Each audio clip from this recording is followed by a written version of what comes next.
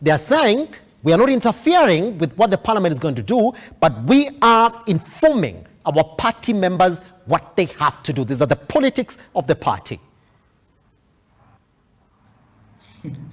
I think there is a lot of doublespeak by some government officials in parliament and also in the executive, because when the president or the president and Cherargei comes out and says, we are going to watch keenly on how members will be voting, it makes me wonder what the work of the chief whip is doing, because it means there is a shortfall in his ability to whip members into supporting this bill. And yes, just to inform you on that, just to inform you on that, Kigoli this morning actually spoke, is the one who's quite vocal on this. He said, well, I don't see this particular bill going to forward. Osoro has already spoken on it. He's saying, well, for starters, even before we get to voting, I already have 150. So this bill is going to go through.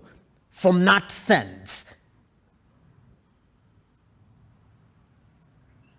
well, Osoro doesn't look to me as an effective chief whip, because he uses a lot of chest thumping, and I think he's falling short on diplomacy. You know, as a chief whip, you need to have persuasive powers, have the ability to negotiate members into your corner, not to forcefully and appear to be just pushing them with pure muscle. Yes. Like, demonstrate wit, demonstrate wisdom, demonstrate ability to negotiate, ability to bring people together, not to, you know, use antagonizing words. And with this Kenya Kwanza, finance bill, there is just a lot more that they can change. And in my opening remarks, I had pointed or intimated the fact that when you're introducing a raft of changes, you need to stagger them, because when you bring too much change at the same time, the obvious reaction of the people will be that many of them will tend to coil away, because they see there's so much pain that comes with the bill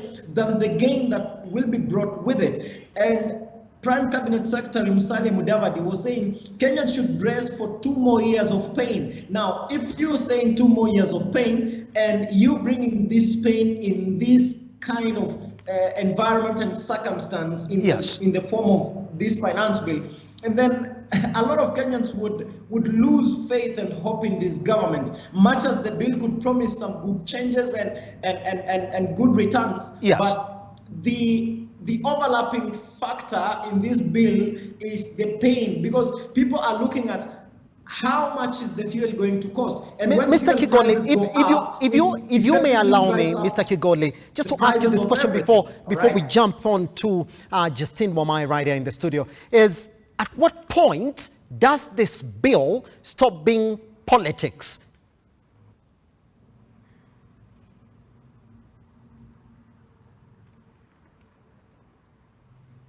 Mr. Kigoli, if you can get me, sir.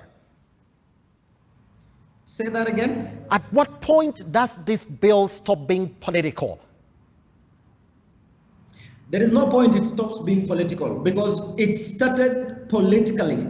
The undertones in the bill, the flashings in the bill took political turn, So when President Ruto says this housing levy must be implemented, when Deputy President Rigathi Gachagua comes out to say, whether you like it or not, this bill must pass, when the chief whip of the government comes out and says a government agenda must pass. You see, this must language, sort of must, it rubs people the wrong way, because first of all, you're not appealing to us, you are imposing this thing on us. And they are saying and rallying a rhetoric around housing levy is the sure way to develop a country. And I want to challenge them.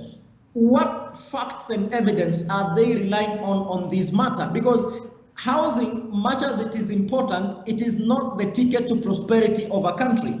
Yes, there will be temporary jobs created. It is not permanent, because this thing is not going to last for 100 years. Construction is not going to go on for 100 years. It is going to take say 2 or 3 financial years ahead, and then we back to default settings. Now, if we want to impose the 3% housing levy, at what cost? Now, the cost is this. Employers are going to downsize their workforce. What does that mean? The retail prices are going to go down, and retail prices, when you look at the Kenya National Bureau of Statistics reporting and the Central Bank of Kenya, that retail sales hold a significant position in the growth and development of our country's gross domestic product. So if we downscale on purchasing power, it means our GDP is not going to grow. It means the forecast of our GDP is going to be hurt significantly. It means the government is going to have a hard time people paying taxes because they don't have disposable income, so people cannot spend. And that spending drives an economy. Yes, there are those who are going to get employment in these housing infrastructure projects, and there are those who are going to lose income as a result of employers downsizing because they don't want to pay too much on these 3% contributions. Now, when a government crafts this kind of a bill, yes, my advice is Mr. Kigoli, measure it against I want you to hold your thought. I want you to hold your thought right there, Mr. Kigoli. Once we come from break, then that's exactly when I will give you that chance then to continue expounding your thoughts on exactly what happens when the government crafts this kind of a bill. But if you look at the headlines that especially the Standard has given us this morning, they're talking about how members of parliament are under siege. We take a tiny breather again right here on the Morning Drift. Once we come back, Mr. Kigoli will continue